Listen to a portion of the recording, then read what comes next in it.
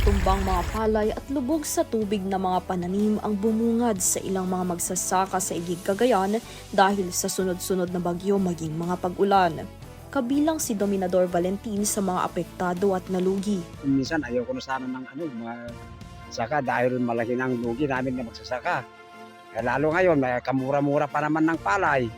Kaya kamahal-mahal lahat ng gastusin. Kanyang ipinangangamba ang kikitain lalo pa at nasa hospital ang kanyang asawa dahil sa sakit na diabetes. Kaya hiling ni Dominador na madagdagan ang presyo ng palay upang maiwasan nila ang kanilang pagkalugi. Siyempre, parang manghihina na kami sa gastusin. Malaki naman ng gastos namin dito. Nakita niyo man yung palay namin dito. Talaga lugi-lugi na kami. Hindi lang, baka umabot ito ng mga 50,000 ang gastusin namin dito. Ayon sa datos mula sa Municipal Agriculture's Office ng Igig, mahigit 15 million pesos ang cost damage na naidulot ng dumaang bagyo at shear line. 32.5% na damage ito mula sa 1,710 na total area ng palayan sa bayan. Para matulungan ang mga magsasaka sa pagbangon, magsasagawa ng Palay Procurement Program kung saan bibili ang Local Government Unit o LGU ng palay mula sa mga magsasaka at papatungan din nila ng at least 2 pesos ang presyo ng kanilang palay. Ayon kay James Balubal, Municipal Agriculturist ng Igig, may implement ang programang ito sa susunod na cropping season.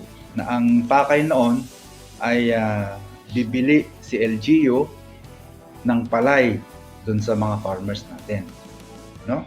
And that amount is 3 million. So kulang na kulang 'yun actually, no? Pero counterparting scheme kasi ito eh. At magka-counterpart po ang LGU ng 1 million. So all in all, yung 4 million na 'yon, yun yung magiging seed money ng LGU na later on bibili ng produce or yung ani ng ating mga farmer. Or ilang kabans ba yung pwedeng bilhin ng 4 million, yun po ay ipaprocess namin yon, no? At gawin naming bigas.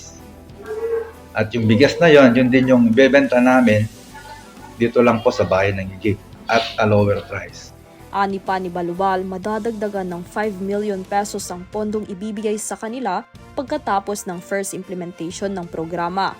Patuloy namang hinihikayat ng LGU Igig ang kanilang mga magsasaka sa pagtatanim. In-encourage din namin yung ating mga farmers na magtanim lang sila. Magtanim lang. Kasi nga, paano na mabubuhay yung ating mga constituents?